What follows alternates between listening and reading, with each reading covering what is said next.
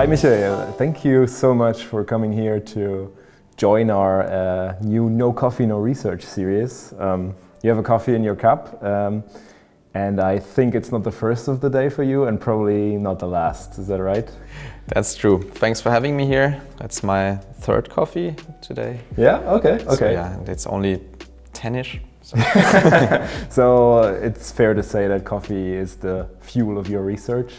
Yes, that helps a lot. I mean, we often say that computer science convert coffee and pizza into code or research output. Okay. So yes, it's an important part of our research, yes. Okay, yeah, and I think it's fair to say that coffee, or you have converted coffee into quite some great research. I always like to introduce you to other people as a CPU vendor's worst nightmare, because I am very sure you have cost them some valuable sleep or vacation days when you have discovered some vulnerabilities in their hardware, and yeah, I'm not sure if they even like you anymore. Well, partially true, yes, but I still think they like us, at least most of them, because we are let's say the good ones. Okay. We figure out the problems, we report to them, we work together with the CPU vendors, and we want to make sure that the world is not on fire. Yeah, so I think that's a good place for the world to be in. So we are not taking our research, putting it out there and say, do whatever you want. Yeah. But we want to make sure when we publish something that we also have some defenses in place that no bad actor can abuse them for anything. So most of them do like us, yes. They are happy. I mean, of course, it's work for them, but they rather have it that way than having to react to something that happens in the wild. So you have looked at a lot of CPUs, and as I said, you found a lot of errors or bugs in them that could be dangerous for end users in the end. So my question is, CPUs are everywhere. It's in our phones, they are in our computers, they are even in our microwaves nowadays. Will there ever be a CPU that you will find no bug in? That's a very interesting question, and it's hard to answer. My feeling is no, but it's similar to software. So we know we have software for years, decades, and we live with the fact that we don't have perfect software. You know that everyone knows that we have to constantly install updates because something is broken. And there are some bugs found, some vulnerabilities. And we have in some small part software where we could say like this is perfect software. It's only 2 lines of code and millions of people check them and it's like fine. And we could have the same for your example, like let's say a microwave, a toaster. We could have CPUs that are secure there because they don't do a lot. But if you're going this direction of general purpose computing, laptops, phones, the cloud, I would say no, we won't have secure CPUs. So it actually giving them the ability to be able to do everything that you could possibly put them through is actually making them more insecure? Yes, allowing them to make more and more things makes them more complex. Increases the number of people that have to work on that, and that also naturally increases the number of errors humans make because we always make mistakes, and the more we have to do, the more mistakes we make, the more people are involved, the more mistakes there will be. So makes sense. More complexity leads to more problems, and more complexity also leads to more general purpose things, which we actually want to have. But yeah, that's not easy. I mean, you and your team alone have found loads of bugs in the last few years. Does that mean that security has gotten worse over the, I don't know, last decade, or does it only mean that there were some people that have looked closer? Yeah, it's more of the second thing. Before around 2014, nobody really looked at these things. There was this common assumption, this is hardware, it's not software, so there are no bugs. So this is perfect. Nobody looked at that for security problems. That only started in around 2014 with first software-based side channel attacks, where people really looked at CPUs and like, okay, they're doing things that might be bad for security. But it took until 2017 with Spectre Meltdown, the first thing we were part of, discovery, that this was actually a problem with really breaking the security guarantees of CPUs. Yeah. And from then on, it was clear that there is something to look. Yeah. And this is where people really started looking. Yeah. And multiple research groups did, and we focused more because we also had this first result saying like, there is something. Yeah. So this is just the tip of the iceberg. Yeah. Let's dig deeper. Okay. And that's why we discovered them. But they have been there before, and it's not getting worse. Because now also CPU vendors are aware of these things, and the new designs, they are way, way better in terms of vulnerabilities. So that already changed a lot in the past 6 years. Yeah. But with another aspect, right now we have mostly Intel, AMD and ARM in the CPU market, and that changes now. Okay. So we see more companies entering the CPU market, also companies that have basically no experience in these things, not like since the 80s, like other vendors we have now. They start now, they design basically from scratch. Okay. And they have different properties that they want to optimize. Things like time to market, how much money to invest to get something out. How cheap can they build a device and how little testing can they do? Exactly. And it's like, we did a quick test, it seems to work, let's ship it. Okay. But does that mean that the big companies that you mentioned, Intel, AMD, ARM, do they invest a lot of time in testing these things? And if so, how do they miss these things that you and your team find? They definitely do invest a lot of time and also money in doing these things. They learned the hard way already way back. Intel had this famous division bug where the division sometimes resulted in wrong results. Since then, they invested a lot of effort. They do formal verification to mathematically prove that the arithmetic they do in the CPU is correct. And they do so for a bunch of things. So they really test, but the problem also is you have complex parts in the CPU that you can test individually, and most of them are fine. But then you have the interaction, and the system is incredibly complex. If you connect complex parts together, then the resulting system is even more complex. And this is not like linear, but it's like exponential growth of possibilities. And there's simply no way of testing all the interactions. Okay. You don't have time for that. Yeah. So you assume if you test everything individually and you put that together, you do a few tests, we'll be fine. Okay. And then we come up with creative ways of actually finding like, okay, in this combination, it's not secure anymore. That's what's really interesting to me. So let's say Intel releases a new CPU, you buy it and it gets shipped to you, and then you say, okay, there it is. How do you go about poking at it and making it reveal the bugs and vulnerabilities it might have inside? Like yes. This is a question we get a lot, like how to start. I also receive countless emails of people saying like, I want to get into CPU security.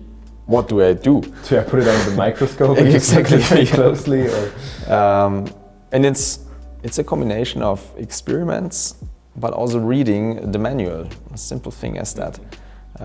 Every CPU comes with a manual, and this is huge. So we're talking about multiple thousand pages. Oh, so it's a page turner to read at that time. It's great for falling asleep because it's incredibly boring. Also, nobody reads that.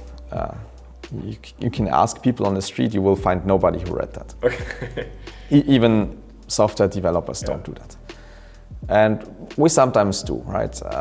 And we check for certain things that have interesting wording in there. Sometimes your manual tells like, don't do that because unexpected things might happen. But that's what you want to happen, right? Exactly. and for, let's say, the regular developer, it's like, okay, then I'm not doing it because I don't know what happens. And for us, like, oh, this is interesting. Yeah. This is like, it's unexpected, it's undefined. Don't do it, it's not allowed. These are exactly the things. Yes. It's like, okay, then let's do it. Let's see what this undefined, unexpected means, because we're talking about computers. These are deterministic machines. We build them. For all cases, we should know what happens. So there is something that will happen, but they don't want to tell us. And that's what we do. So we start building programs to actually try to go into these cases where the manuals say like, don't do it. Because also they don't say like, don't run this instruction like that. It's like, if certain conditions meet and then results in that, then you can't do that. And then you have to figure out, okay, what are these certain conditions? And we write programs that do certain things that are typically not found in normal applications. So we access data we are not supposed to access, which normal programs don't do because that crashes an application. We try different things, programs that are completely useless, and see what happens there. You can imagine that, still, I know, very abstract, but that also works for real-world systems where you could do that.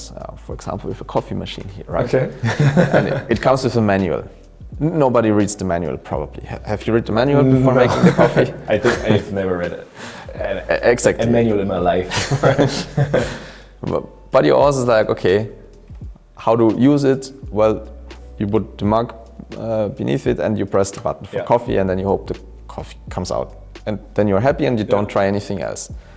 But what if it's like, it has multiple buttons. What if I press all of them at the same time, rapidly, and while the coffee comes out, I remove the water tank, which you're probably not supposed to do.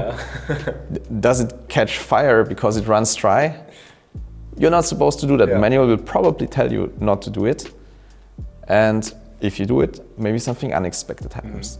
And some of the things might be like, okay, coffee stops, okay, whatever. But if it catches fire, that's bad. If you burn down the building, not good. Then you maybe need to fix that somehow. The question is, how many supermarkets have thrown you out because you destroyed their vending machines? We actually also tried a bit with vending machines. I mean, in the end, it's a computer, right? Exactly, it is. And we actually managed once to get something for free from a vending machine. It was also a bug. Nice. So yes, these are the things, we do things we're not supposed to do. And by that, and observe the outcome. But if it's interesting, we dig deeper, poke more around. And then also the complicated part starts, because then we have to think about what actually happens. Because before that it's like... we know something weird is going on? Yes, or also a monkey could do that, pressing buttons. but then if you observe something, you have to recognize that it's unexpected or wrong, and then you have to figure out why is it happening, what is happening, and is it a security problem? Okay. Say you have found a bug and then you disclose it to the CPU vendors, to the CPU manufacturers. Do you think there will ever be a bug that will be unfixable, that you, I don't know, there's like a brand new line of CPUs, it gets in your hands and you say, this thing is broken and it will never be fixed. Will that happen? Has it happened before? Well, so far actually CPU vendors were incredibly lucky and everything was somehow fixable via software workarounds, via update of the internal software running on the CPU, so-called microcode, but it's just a matter of time. And we actually found now the first one that is unfixable in a new CPU. And we also reported that to the vendor and they were like, yes, we cannot fix that. That makes the CPUs in many scenarios essentially garbage. Because you cannot securely use them anymore if more than one user uses them. So in the cloud, so can't do that anymore. Basically, they have been downgraded to single-user systems. Yes. But like, what does the CPU vendor do with this information? Do they say, okay, we're not selling it anymore? Do they try to fix it, or are they like, well, this generation it's just the way it is now. Of course, they try to fix it. Yeah. And I also know that in this one case, they're still trying to, but we are 99% confident it's not going to work. They as well, but they still hope for something. Well, this is the case they don't really like, because they have to somehow explain that to the customers. And in the worst case, recall the CPUs and ship new ones that are fixed. That costs money. Yeah. But in the end, it makes it, I mean, it makes it way more secure, right? Yes, it's bad, of course. Like in this example, we have now a generation of CPUs that have a problem that cannot be fixed. Yeah. So they cannot be used anymore. Yeah. But if we did not discover that and not report that, the next generation will have the same problem, because you don't do that every time from scratch. It's like with cars, you have your model once and then you improve it year over year and reuse most of the parts, just make them better, bigger, more of them. And if you don't discover that, then it will be in the next generation as well. Yeah. So, but in turn, that also means that an Intel processor might also carry a bug from the 80s. Exactly. And that would be a problem, because if you then find it, then everything back to that date where it was introduced is affected. Yeah. Which is also carries some responsibility for you to actually say, okay, if we can't fix it at all, do we even disclose it, or do we just hope for the best that nobody will notice, right? Yes, that's a kind of an ethical dilemma that's also often discussed. And my point on that is we should disclose everything we have. That also aligns with other researchers from like Google. The main idea is the following. If you find something and we don't disclose it, and we don't know how to fix it, well, then it's still out there. We cannot assume that we are the smartest people in the world and no one else will find that. Yeah, so someone will definitely find it as well. Yeah. They might not be good actors and they might use it for malicious things. So this is one point, it will be found. Yeah. We have seen that, for example, for Meltdown. Meltdown was found independently by multiple teams, roughly the same time. Okay. We were just the first to publish it. Yes, and then they were synchronized and published that together. Yeah. So these things happen in parallel. Yeah. You can never assume you're the only one who knows that. And also, our group is more the expert on breaking stuff, not on fixing it. And the other research groups out there, they focus on fixing things and not breaking them. And they are far better in coming up with ideas how to fix stuff. Yeah, okay. So it's way better if it's like, we broke it, we're sorry, we don't know how to fix it. But there are some experts out there, you know about how to fix these things. Yeah. Maybe you have an idea. Okay. And that also happens. And that makes it in total more secure, I would say. Yeah, I think it's the only way, right? You have to go poke at things to make sure they are actually secure and not just assume, because other people will look. And as you've said, you're the good guys, but some others, they might have something else in mind. Yes. Okay, then thank you very much for your time. I hope coffee will continue to fuel your very interesting research, and one day I might not have to worry about the CPU I will build into my gaming PC anymore. Yeah. Thanks a lot for having me here.